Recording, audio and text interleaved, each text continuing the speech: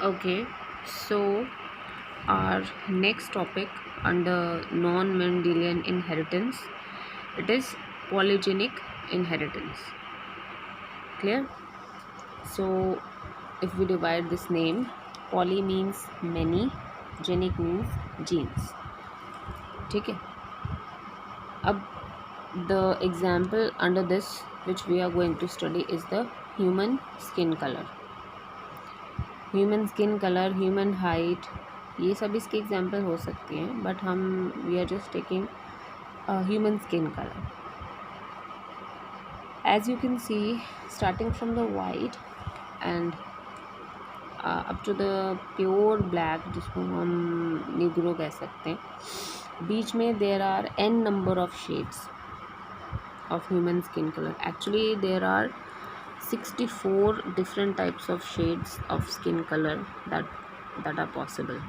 ठीक है, ये बाद में आपको एक्सप्लेन करूँगी, बिकॉज अभी तक हमने सिर्फ मोनो हाइब्रिड क्रॉस किया है, डाई हाइब्रिड भी नहीं किया है, but this is an also example of a try hybrid cross. That two is not in your syllabus, but फिर भी इफ विल गेट टाइम तो इसको कर लेंगे. So as you can see, we are considering the human skin colour and what we are studying, polygenic inheritance. So this is a type of inheritance. Mostly क्या होता है that there is a pair of gene which is controlling one character. ये law of dominance है, लेकिन यहाँ character एक है, that is skin color, but it is controlled by polygenes. That means many gene pairs, not one. So this is the inheritance in which the trait is controlled by 3 or more than 3 genes, multiple genes. Now you will say कि how is it different from multiple allelism? यहाँ हम बात कर रहे हैं different genes की, not alleles. ठीक है. मल्टीपल एलिलिज्म में IA और IB दोनों आपस में allele ही काउंट होंगे, because they are the variants of I only. But in this case, there are 3 different gene pairs in case of human skin color, which are actually controlling the skin color of an organism. ठीक है.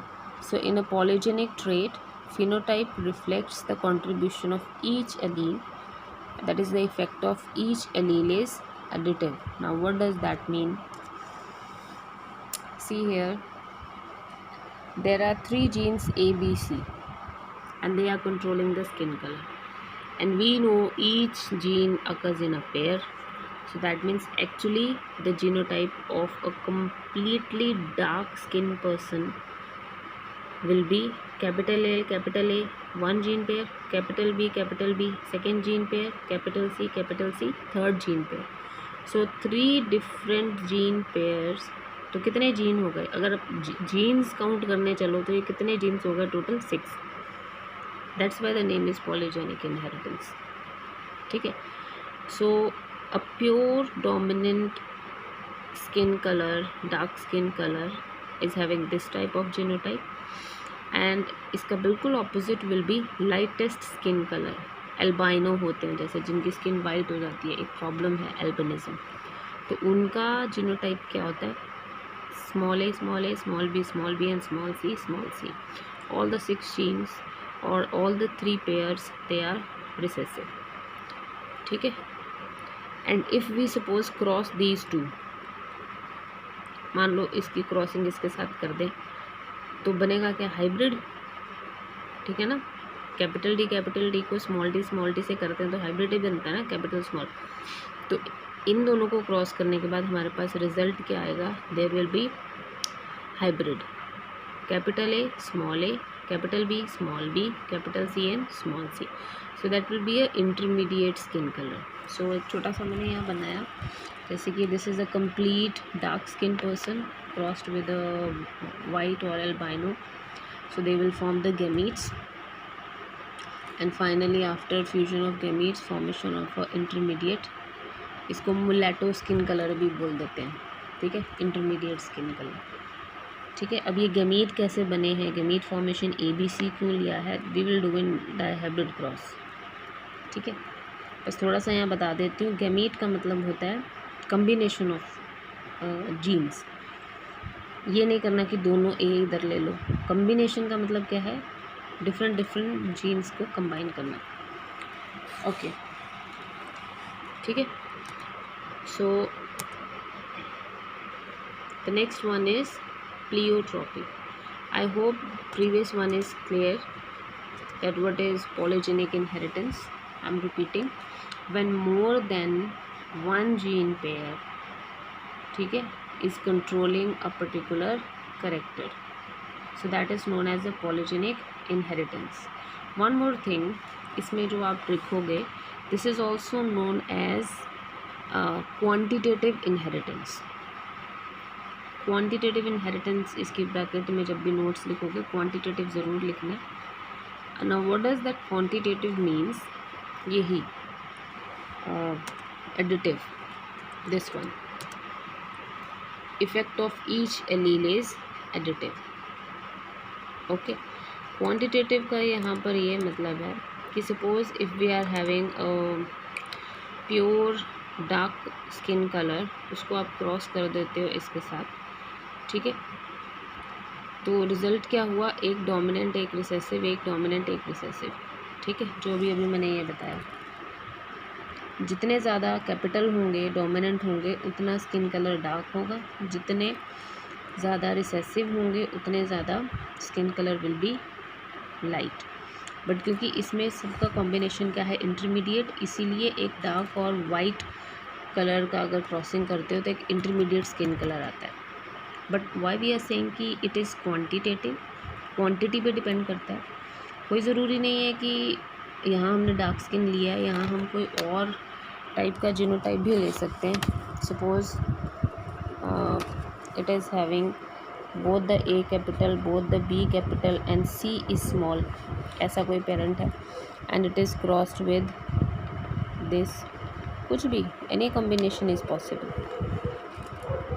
तो इसके बाद जो भी result बनेगा, उस result में जितने ज़्यादा डोमिनेंट जीन्स होंगे उतना ज़्यादा स्किन कलर डार्क होएगा। So this is what is the meaning of quantitative inheritance, ठीक है। So next is just reverse of it, it is pleiotropy.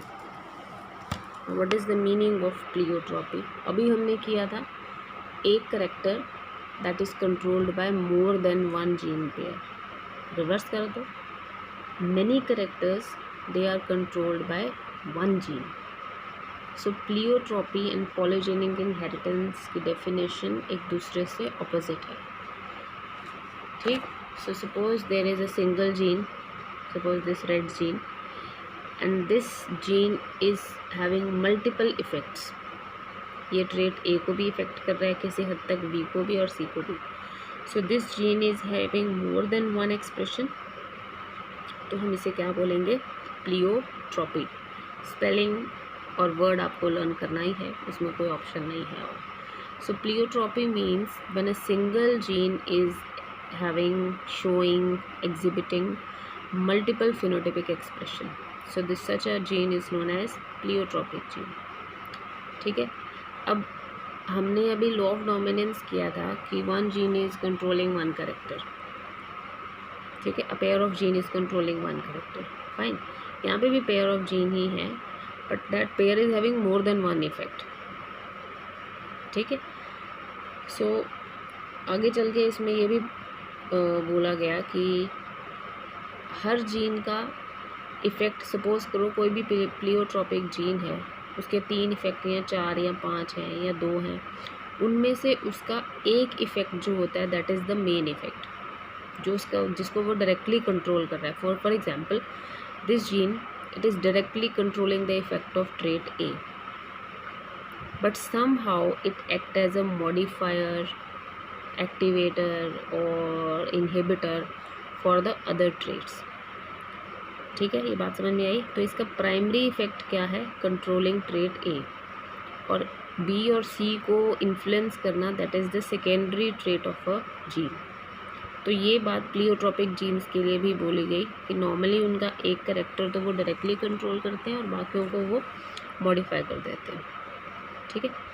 So in most the cases, mechanism of pleiotropy is the effect of gene on the metabolic pathway, which contributes towards the different phenotypes. How one gene can affect so many traits? Because that particular gene is somehow affecting the metabolic pathways. ठीक है. जैसे कि sickle cell anaemia, जैसे कि phenyl ketonuria, ये दोनों disease हैं. आगे चल के हम पढ़ेंगे इसके बारे में.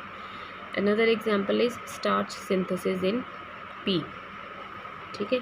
तो phenylketonuria and sickle cell anaemia genetic diseases हैं, और किसी को अगर कोई डिज़ीज़ है तो that is due to some gene, लेकिन उस डिज़ीज़ के साथ कि उसके और भी फिनोटाइपिक इफ़ेक्ट्स हो सकते हैं. जैसे कि अगर किसी को फिनाइल कीटोन्यूरिया है तो उस इंसान को मेन प्रॉब्लम तो आएगी कि that the person is not able to metabolise phenylalanine. ठीक है. फिनाइल एलानिन अमाइनो एसिड होता है, उसको वो यूज़ नहीं कर पाएगा बॉडी में. तो that is the first effect. लेकिन उसके साथ साथ और क्या होगा, उसको मेंटल रिटार्डेशन भी होगा, उसकी हेयर प्रोडक्शन कम हो जाएगी, उसकी स्किन पिगमेंटेशन हो जाएगी. तो causing phenyl ketonuria is directly the first trait, but reduction in hair and skin pigmentation हो जाना, that is the modifying or influencing the other traits. ठीक है. Why? Because that phenyl ketonuria जिस particular gene की absence की वजह से होता है, that is involved in metabolic pathways. और पॉज तो नहीं हो गया. Pleiotropic genes हम उनको बोलते हैं which are having more than one effect. They are controlling the expression of more than one character. ठीक है. अब वो ऐसा कैसे कर पाते हैं? Because these genes are somehow involved in the metabolic pathways. और हमारे metabolic pathways एक से दूसरे को connected होते हैं. If you remember that respiration is amphibolic. ठीक है ना. तो कुछ वैसा ही आप याद कर सकते हो. Because they are interlinked. अगर एक में डिफेक्ट होगा तो अगला साइकिल नहीं होगा, अगला रिएक्शन भी नहीं होगा. ठीक है. ठीक. So the another example of pleiotropy that is the starch synthesis in pea plant. This is a very good example. अब पी में एक जीन है that is capital B, and this capital B gene is controlling the synthesis of starch. और अगर किसी pea plant में capital B है तो उसके स्टार्च ग्रेन्स का साइज़ होगा लार्ज, और अगर उसके पास स्मॉल बी है तो उसके स्टार्च सिंथेसिस होएगी लेस. क्लियर. तो दैट मीन्स कि capital B is controlling the large size starch grains and small b is controlling the small size of starch grains. ठीक है. बट ये भी देखा गया कि जो कैपिटल बी वाले हैं वो ज़्यादा स्टार्च सिंथेसाइज कर पा रहे हैं क्योंकि उनकी जो सीड का साइज़ है वो बड़ा है. And small B genotype is producing less starch as it is having small size seeds. तो अगर हम ऐसे दो एक्सट्रीम पेरेंट्स का क्रॉसिंग कर देते हैं तो result will be capital B and small B, मतलब इंटरमीडिएट. तो ये इंटरमीडिएट मतलब अगर ये 10% बना रहा है और ये सपोज़ कर लो कि 2% बना रहा है, तो उन दोनों का सेंट्रल पॉइंट बन जाएगा. That means this will form some about 5 to 6% बना रहा है ये वाला. ठीक है. साइड बाय साइड जो सीड का साइज़ इसका है जितना बड़ा और जितना छोटा इसका है, तो जो F1 जनरेशन है उसका साइज़ इन दोनों के बीच वाला बन गया. तो इससे क्या क्लियर हुआ that capital B, that means this B gene in case of pea plant is not only controlling the starch amount but it is also controlling the size of the seeds. तो दो effect हो गए, लेकिन gene क्या है? Single B. So that's why this is also an example of pleiotropy.